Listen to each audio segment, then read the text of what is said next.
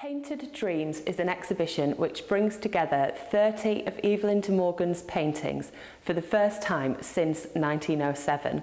It was in 1907 that she presented these artworks to the people of Wolverhampton in a career-defining exhibition. It was completely unheard of for women to have solo exhibitions around this time. But thanks to the curator of Wolverhampton Art Gallery, someone called J.J. Brownsword, Evelyn de Morgan was invited to present her pictures to the town at the art gallery, being one of the first ever women to do so. Evelyn de Morgan was born in London in 1855 to upper middle class parents. This meant she had a battle on her hands to become a professional artist, which was not a career considered appropriate for an upper class woman. Despite this, she managed to get a place at the Slade School of Art, a college that had just opened, which enabled women to study art alongside men for the first time. She excelled at the Slade and won a full scholarship for her time there. We see evidence of this in her paintings, which have a brilliant colouring and accuracy of the human form and great technical ability. And this was noticed by galleries and collectors across the country, and she went on to enjoy a hugely successful professional career as an artist, which was no mean feat for a woman from upper class parents. Evelyn de Morgan uses a wide range of subjects and themes throughout her paintings. Often she'll take mythological subjects, but she usually focuses on the women in the tale, which was in contrast to her male colleagues who were painting at the time. Additionally, she liked to focus on works of literature, such as this painting behind me, which takes its title from Edmund Spenser's poem, The Fairy Queen, and it's called Port After Stormy Seas. Within these paintings, de Morgan addressed head-on some of the key issues of the day which she felt passionate about, from feminism and supporting the cause of women's suffrage, through to spiritualism, a new religion which believed in the progression of the human soul that would survive after the death of the body and could be contacted by the living. Around the exhibition, you will have seen some drawings next to the paintings. This shows you Evelyn de Morgan's technique. She would make numerous sketches on paper of figures and of landscapes and then bring these together in the final composition of her paintings.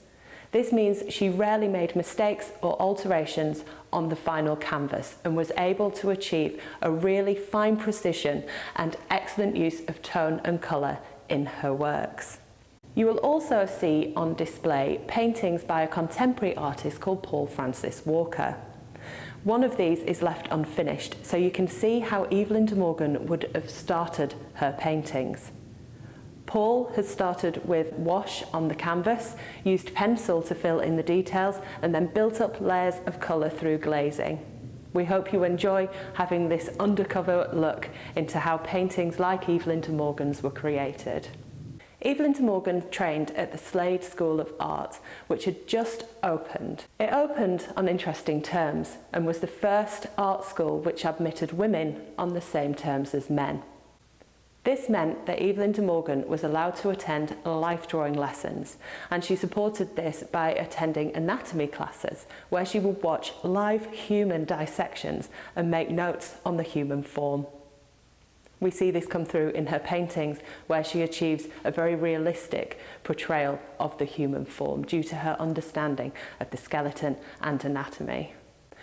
Once Evelyn de Morgan had finished at the Slade, she travelled on a solo trip around Italy and was able to study Renaissance paintings by artists such as Botticelli, and this inspired her own work, and you really see that in paintings like Flora on display in this exhibition.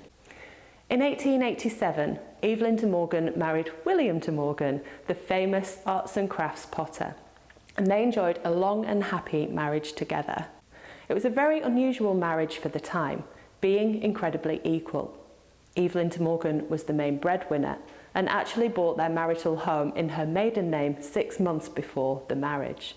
She also supported her husband financially, contributing a huge sum of money as an investment into his struggling ceramics business. By the same token, William supported his wife Evelyn, and she carried on being a professional artist after their marriage. He was also deeply concerned for feminism and the inequality faced by women who didn't get the vote until at least 1918. William was an ardent supporter of the suffrage movement and actually became the vice president of the Men's League for Women's Suffrage by 1914, fully supporting his wife in her autonomy and her own identity. William de Morgan died in 1917 and his wife Evelyn died 2 years later in 1919. Together, they are buried in Brookwood Cemetery in Woking, underneath a headstone designed by Evelyn de Morgan for the two of them and carved by Sir George Frampton.